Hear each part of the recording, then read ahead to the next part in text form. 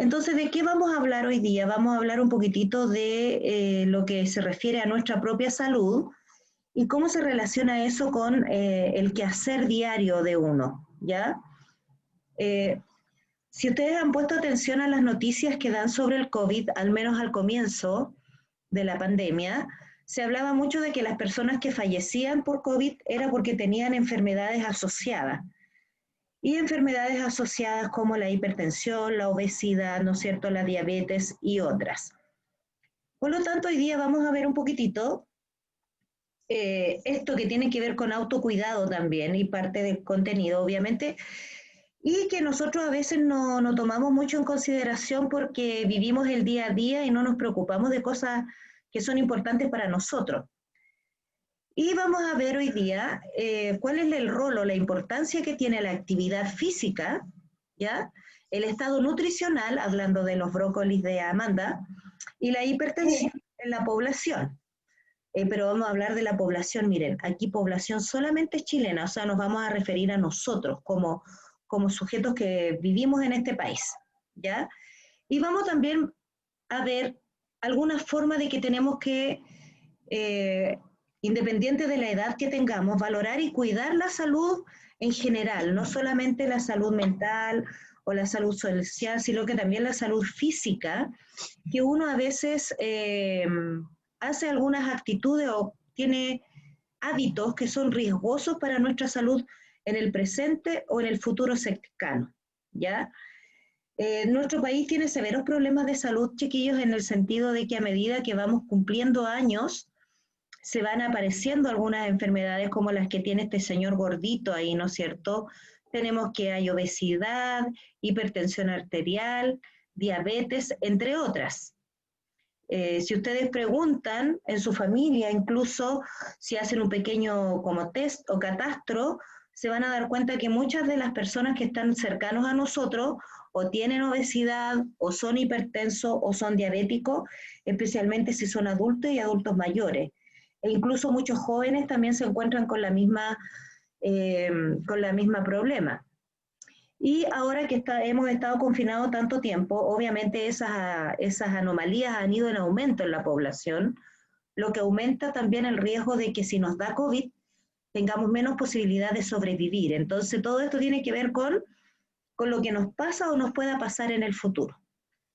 Entonces, ¿qué es lo que dice el estudio, ¿no es cierto?, que se ha realizado en torno a esto? Que la actividad física tiene que ser tiene que cumplir un rol importante en nuestra vida, o sea, no tiene que ser solamente un decir de la boca para afuera. Y de esa manera, si nosotros tenemos una actividad física más o menos regular, no intensa, regular, vamos a tener menos niveles de obesidad, diabetes, hipertensión y síndrome metabólico. El síndrome metabólico es una enfermedad, si ustedes ponen atención a las noticias, se habla mucho de eso, porque son todas las enfermedades asociadas a, de repente, nuestros malos hábitos de vida, más que de alimentación. Entonces, si yo les apuesto que si yo les hago una encuesta a ustedes mismos y yo misma, vamos a ver que somos muy sedentarios, o sea, la mayoría de nosotros no nos gusta hacer ejercicio de ninguna índole. Ni siquiera nos gusta caminar de repente. Si vamos a comprar algo, habitualmente vamos en la micro o nos llevan o vamos en el metro a cualquier parte. Entonces, si somos sedentarios, chiquillos, no hacemos algún tipo de actividad física, tenemos riesgos de sufrir enfermedades que son endémicas acá en Chile. Endémica significa que son de la población chilena en particular. Entonces tenemos probabilidad, mire, de sufrir enfermedades coronarias, o sea, enfermedades que afecten al corazón, como un infarto, por ejemplo, o un preinfarto, o como, por ejemplo, arteriosclerosis, que es cuando las arterias y las venas se llenan de grasa, de colesterol. Hipertensión arterial, por lo mismo anterior, ¿no es cierto? El corazón tiene que hacer mucha fuerza para poder mandar la sangre a todas partes. Y aquí están las abreviaciones para que ustedes las vayan conociendo si es que alguna vez se tienen que hacer un examen de ese tipo. Hipertensión arterial. La diabetes mellitus tipo 2, que es la diabetes adquirida, ¿ya? Esta es la que afecta a las personas jóvenes o jóvenes adultas o adultas cuando consumen exceso de carbohidratos. Entonces se abrevia DMT2, diabetes mellitus tipo 2, y habitualmente eso tiene que ver con nuestros hábitos alimenticios, ¿ya? Cáncer, cáncer de mama y de colon, que son muy prevalentes acá en Chile. Las mujeres estamos muy expuestas al cáncer de mama y el cáncer de colon afecta principalmente a los varones, y después vamos a ver otros tipos de cánceres que también se van asociando por nuestros malos hábitos de vida. Ahora, yo aquí les puse un cuadrito de las principales causas de hospitalización, ¿no es cierto?, en Chile, entre 2010 y 2012. Miren, podemos ver el problema de salud acá, la cantidad de personas, la edad promedio de esas personas, la proyección para este año y para el 2040. O sea, ustedes podrían extrapolar estos datos, hacer un cálculo matemático y ver más o menos cuántas personas van a sufrir de estas enfermedades si no cambiamos nuestros hábitos de vida. Entonces aquí tenemos, por ejemplo, sobrepeso y obesidad. La edad promedio para obesidad es 46 años y son 26.000 personas, y en este año se proyecta que más de 52.000 personas van a sufrir de obesidad. O sea, si lo proyectamos al 2040, serían cerca de 200.000 personas con obesidad. De diabetes, 60.000 casos y la edad promedio son 65 años, aunque esta edad promedio ha bajado bastante, porque ahora la diabetes es una enfermedad que se presenta en mujeres muy jóvenes y en hombres muy jóvenes, y la proyección para este año son 120.000 personas. O sea, para el 2040 vamos a andar cerca de los 300.000 personas con diabetes. Y con hipertensión arterial tenemos 180.000 personas con 66 años de edad promedio y 300.000 personas en el 2020, o sea, en este año. O sea, para el 2040, si la cosa sigue igual, van a ser cercanos a al 1.000.000 de personas con hipertensión arterial, lo que es mucho. Eso implica que uno de nosotros va a tener hipertensión arterial y de ustedes por lo menos 3. O sea, es bastante alto. ¿Ya? Y el promedio de hospitalización para esas personas es de 6,2 días, o sea, prácticamente una semana. Y esto implica, chiquillos, que no solamente es un problema de salud, sino que es un problema económico. Ustedes saben lo que cuesta estar interno en un hospital, ¿no es cierto?, a menos que tenga gratuidad en el sistema de salud, pero ese es el menor o la menor población en Chile. Por lo tanto, aquí estamos hablando no solamente de un problema de hábitos de salud o de hábitos de vida, sino que también cómo nos va a afectar eso en la parte social o económica que nosotros tengamos. Entonces, aquí tenemos lo que yo les comentaba, el síndrome metabólico. El síndrome metabólico afecta principalmente a las personas con obesidad o con sobrepeso. Y el síndrome metabólico son una serie de enfermedades que afectan a la persona cuando tiene esa característica, ¿ya? Entonces aquí tenemos, por ejemplo, altos niveles de triglicéridos en el plasma, o sea, altos niveles de colesterol en la sangre. Eso quiere decir que nuestra sangre está llena de grasa o de gotas de aceite. Nos volvemos resistentes a la insulina. ¿Por qué es tan importante esta insulina? Porque esta insulina permite que la glucosa, acuérdense que todo lo que comemos se transforma en glucosa, la insulina permite que la glucosa entre a la sangre para que la podamos transformar en energía. Es como una llavecita que abre una puerta a la insulina. Entonces, cuando somos resistentes a la insulina, esa no puede abrir la membrana celular para que entre la glucosa y la glucosa se queda circulando alrededor de la célula. Y no la ocupamos para producir la energía que nosotros necesitamos. Entonces, ¿cómo nos damos cuenta que somos resistentes a la insulina? Habitualmente porque nos sentimos cansados, agotados, habitualmente tenemos mucha hambre, contrario a lo que uno pudiera pensar. Obviamente tenemos hambre porque nuestra célula no recibe la glucosa que necesita y obviamente manda la información al hipotálamo de que necesitamos comer. Tenemos mucha sed porque tenemos que eliminar esa glucosa que está de más aquí por alguna parte y la eliminamos por el riñón. Entonces la orina de una persona con diabetes habitualmente suele formar espumita, ¿ya? Y eso nos indica que somos resistentes a la insulina. los altos niveles de colesterol o del colesterol malo que conoce la gente. ¿Ya? Este colesterol, chiquillos, se adosa a las paredes o se pega a las paredes de los vasos sanguíneos y después eso puede generar, ¿no es cierto?, enfermedades cerebrales como Alzheimer, Parkinson y otras. Bien, después tienen una alta posibilidad de desarrollar trombosis, especialmente en las piernas, ¿no es cierto?, porque hay una hipercoagulabilidad de la sangre, o sea, la sangre tiende a formar coágulos que forman trombos. Los trombos son como taponcitos que se producen en los vasos sanguíneos que impiden que la sangre circule normalmente. Ahora, ese trombo, ¿no es cierto?, o ese taponcito, si se aloja en el cerebro, puede provocar un derrame cerebral y la muerte de la persona o daño de áreas cerebrales importantes. Y junto con esto, como la sangre está tan espesa, digamos, entre comillas, se genera hipertensión arterial y nuestro corazón tiene que hacer el doble de esfuerzo para poder mandar la sangre para todas partes donde nosotros lo necesitamos. Bien, entonces todo eso, chiquillos, forma parte del síndrome metabólico de las personas que tienen sobrepeso y obesidad. Ahora, cuando hablamos de hipertensión arterial, porque yo no saco nada con hablarles de hipertensión si ustedes no saben de qué estamos hablando, en este caso, los vasos sanguíneos, o sea, las arterias y las venas de nuestro cuerpo tienen una alta tensión siempre, una alta presión. Y esta hipertensión, ¿no es cierto?, puede dañar este vaso sanguíneo y se puede romper y generar un derrame interno. Y esta presión arterial es la presión con que el corazón envía la sangre a todos los órganos y células del cuerpo. Entonces, cuando yo soy hipertensa, significa que mi corazón tiene que hacer muchísimo trabajo para bombear la sangre, ¿no es cierto?, para que llegue a todas partes. Entonces, aquí podemos ver nosotros en la imagen una arteria sana. Ustedes ven que tiene una capita muy delgada de grasa. Y acá tenemos, ¿no es cierto?, una arteria enferma, donde ustedes pueden ver que está casi totalmente taponeada de grasa y el lúmeno, la cavidad que tiene el vaso sanguíneo es muy pequeño. Entonces, la misma sangre que pasa por aquí soplano, ¿cierto?, zoom, porque la mandó el corazón, por aquí tiene que hacer un mayor esfuerzo.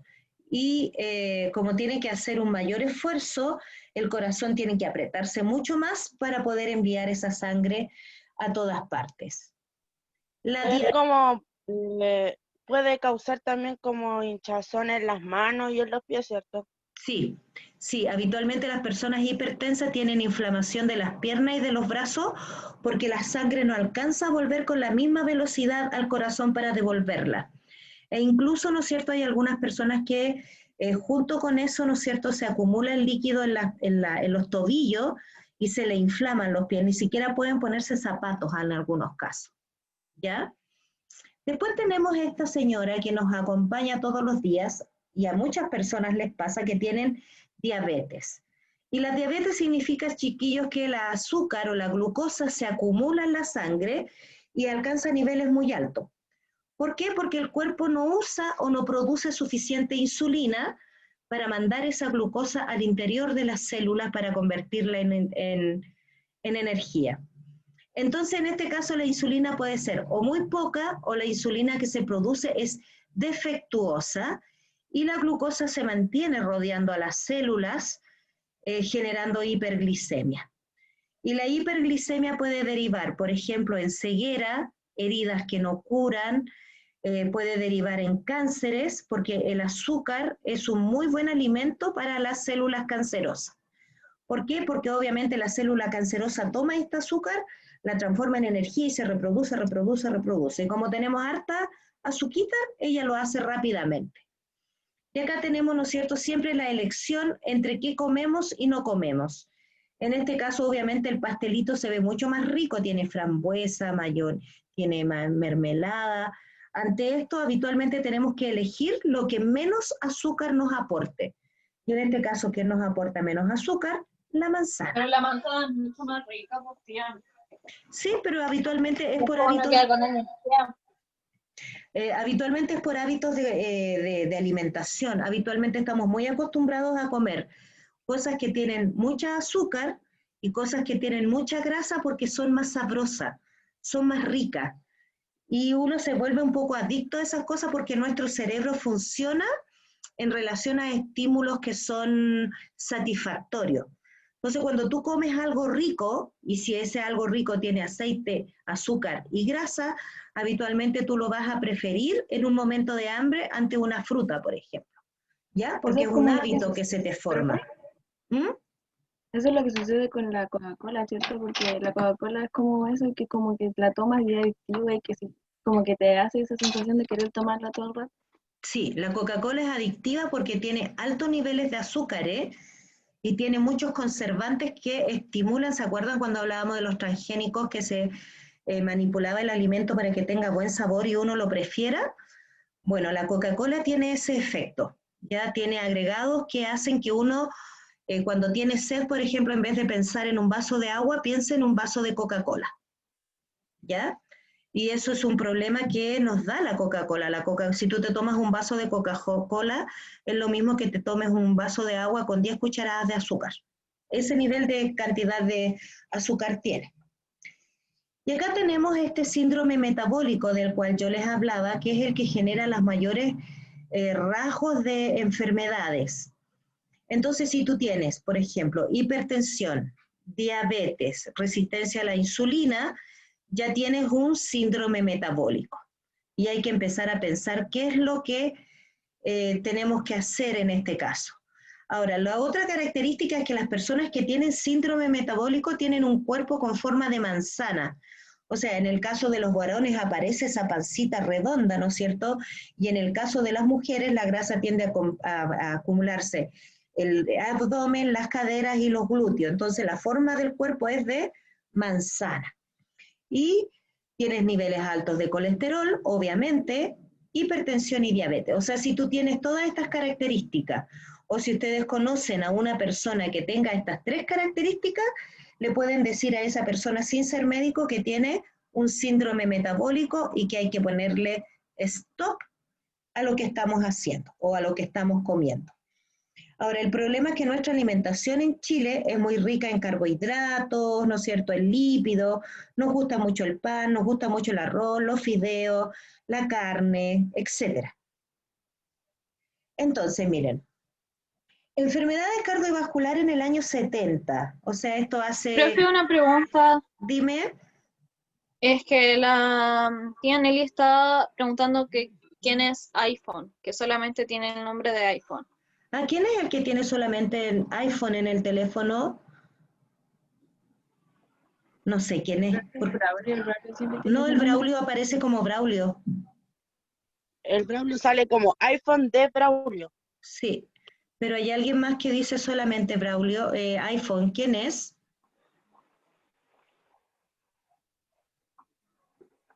No se sabe quién es un extranjero. Este iPhone, ¿quién es? La tía Nelly estaba tratando de pasar lista. ¿Qué hice?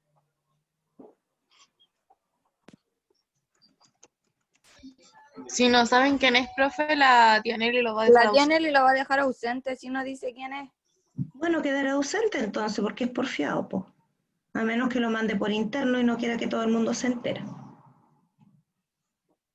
Ya, chiquillos, bueno, sigamos con nuestra clase. Miren, en 1970 el gráfico...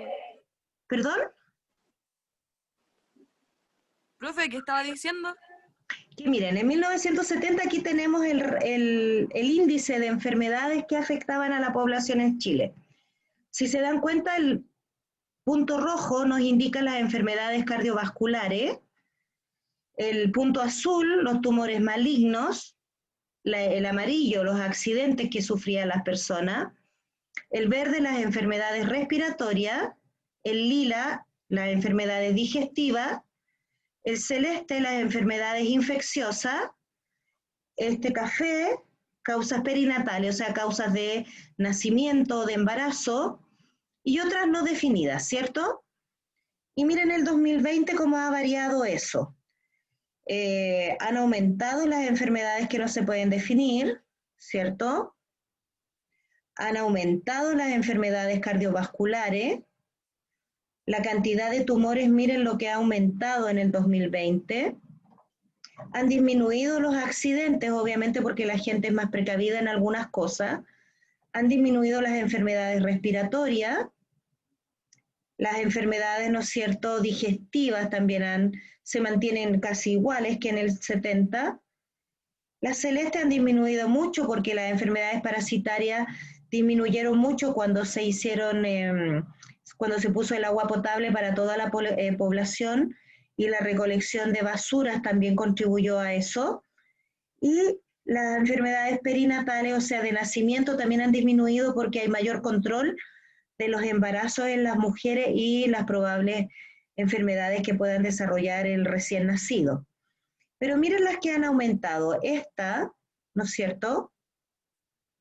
Estas enfermedades cardiovasculares y las enfermedades por tumores o cáncer. O sea, eso quiere decir que esto seguramente en el lapso de este tiempo han ido aumentando mucho más porque estamos en el 2020, o sea, han pasado 2 décadas desde que se hizo ese gráfico. ¿Ya? Muy bien, profe. Ya, entonces, Profe, Baltasar, se cayó el Baltasar. Entonces aquí, ¿qué es lo que interesa? Que hay evidencia científica, o sea, hay datos comprobados de que hay beneficios para la salud humana cuando nosotros hacemos actividad física, algún tipo de actividad física. Dice que actualmente el 31% de la población a nivel mundial no cumple con las recomendaciones mínimas de actividad física, o sea, casi la mitad de la población mundial no hace ninguna actividad física. Y dice que en Chile el 19,8% de la población reportó ser sedentaria. Yo creo que ese dato es medio falso y es más, ¿ya? Yo creo que las personas que son sedentarias son muchas más porque habitualmente no tenemos el hábito de hacer actividad física, ¿ya? Y yo aquí le puse a la Mafalda, ¿no es cierto? Dice que todo lo que sube tiene que bajar. Subí de peso, estoy esperando tu ley Newton para que la haga bajar de peso. O sea, esto quiere decir que uno por generación espontánea, chiquillos, no va a bajar de peso. Si yo engordé, no sé, pues aquí en la pandemia, por ejemplo, yo engordé 3 kilos, tengo que hacer algún tipo de actividad física que me haga bajar esos 3 kilos. Entonces, ¿qué es la actividad física? Porque antiguamente nosotros pensábamos que la actividad física era que nos hicieran correr, nos hicieran hacer abdominales, nos hicieran subir y bajar la escalera, como lo hace de repente la profesora de educación física, ¿cierto? Que cuando nos hacen acondicionamiento, nos hacen dar 20 vueltas a la cancha, después hacer abdominales, saltar, etc. O sea, se entendía cómo hacer ejercicio físico, que era como lo típico. Pero sin embargo, hoy en día se define de otra manera la actividad física y es una definición que hizo la Organización Mundial de la Salud. O sea, es un problema de salud importante porque está metida la Organización Mundial de la Salud. Entonces dice que la actividad física es el movimiento de grandes grupos musculares que eleva la frecuencia cardíaca sobre los valores de reposo y que determinan un aumento del gasto energético. O sea, si ustedes hacen cualquier tipo de actividad que implique movimiento muscular y que a ustedes, ¿no es cierto?, les aumente un poco la respiración y les dé un poquitito de calor, significa que esa actividad física es eficiente. Por ejemplo, a los que no les gusta ni correr, ni saltar, ni brincar, podrían hacer ejercicios de estiramiento, algunos movimientos de yoga, por ejemplo. O, ¿no es cierto?, hacer ejercicios de estiramiento. Yo siempre les he dicho que lo primero que tienen que hacer en la mañana es levantarse, bajarse de su cama y estirarse tratando de tocar el techo. ¿Por qué? Porque eso hace que se muevan todos los músculos de la espalda y permite que la glucosa que ustedes consuman, cualquiera que sea su origen, se ocupe por ese músculo para producir energía.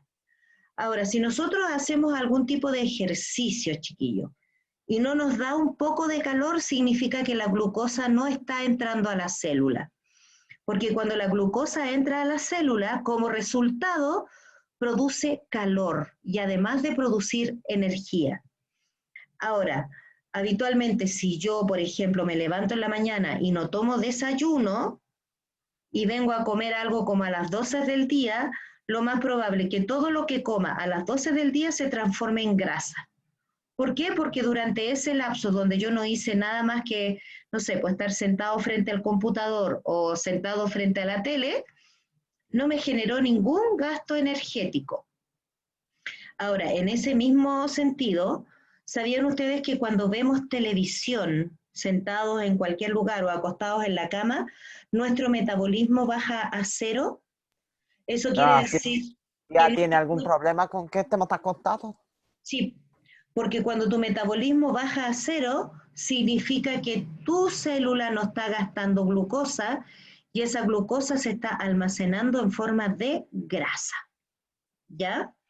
Por lo tanto, lo que dicen los técnicos ahora es que tú cuando estás viendo televisión tienes que tener alguna actividad, por ejemplo, no sé, mover las manos, mover los pies, porque eso hace que tus células gasten, aunque sea un poquitito, de glucosa.